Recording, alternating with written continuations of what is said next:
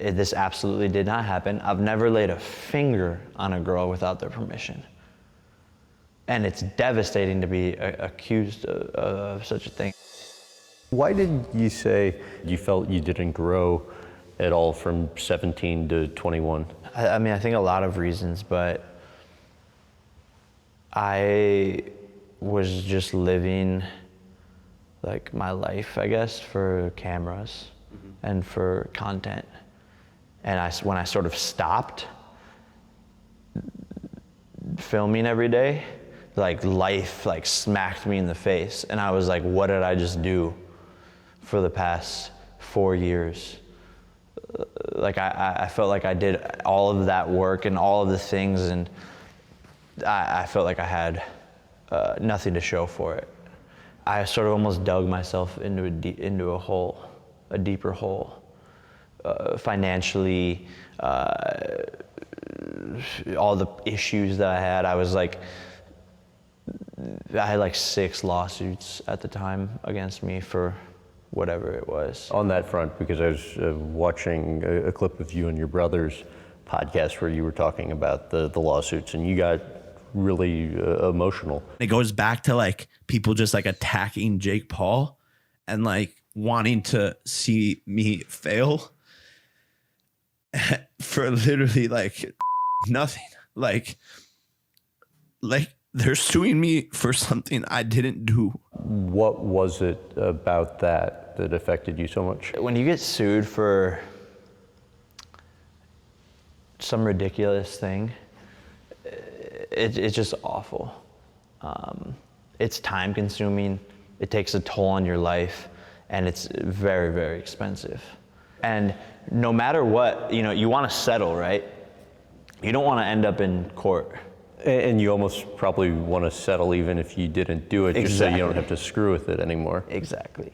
And so, but then if you do that, that encourages more people to file lawsuits. Right. It takes a big toll on your life, and even on my mom's life. My mom was the one sitting there collecting records, proving innocence, going through all these crazy stuff for hours. What do you think the solution is to it? I think they all came from YouTube and content, making content. Really? So it all stemmed from filming videos and people being pissed off because of whatever videos. Pretty obvious to like identify the problem. And it was part of my decision, to stop filming, to just put the camera down and give it up, because it's just this vicious, never-ending cycle. So we were at your house earlier. You showed me that painting. This is the moment after I knocked out Ben Askren in Atlanta, Georgia, Mercedes-Benz Stadium. I was going through a lot that week leading up to the fight, and it was just messing with my mind a lot.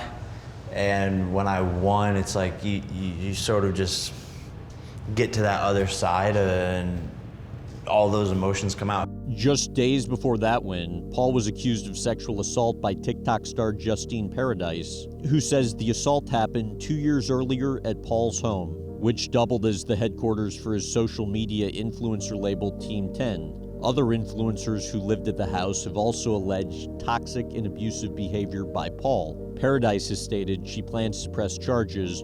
Paul has denied her allegation. What was your lowest point during that period? The day where like an allegation came out, and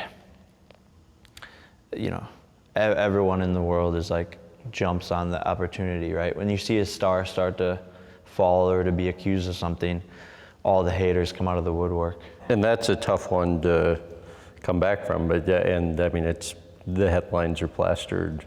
Yeah, it's a smear on my name for the rest of my life. And just knowing that, and knowing like, wow, like we live in a society where someone can make a claim about an individual and it could ruin or mess up things in their life forever. And it's terrible. I was just like, this is absurd. This is such a lie. This is everything is fabricated. It made me sick to my stomach.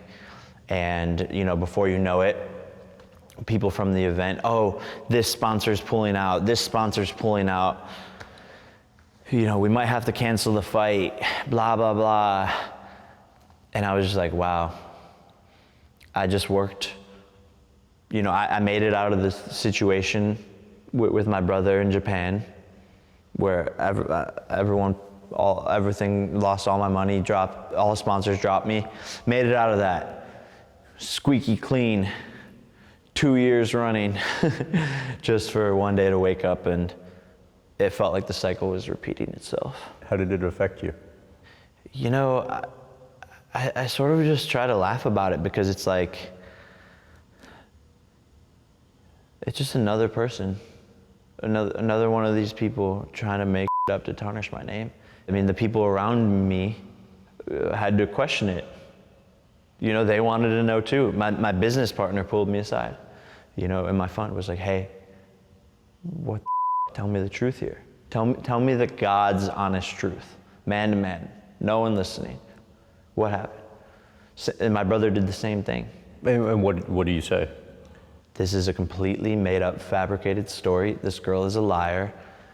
This absolutely did not happen. I've never laid a finger on a girl without their permission.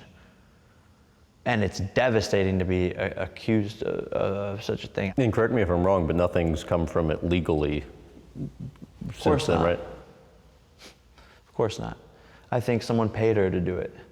Really? 100%. Why? I mean, something like that just doesn't come out 6 days before, you know, a massive fight. Lesson learned from going through that? Don't trust anybody.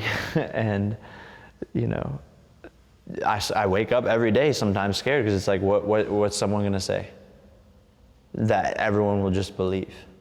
I mean, what lesson do you really learn? It's just terrible. And I think there needs to be criminal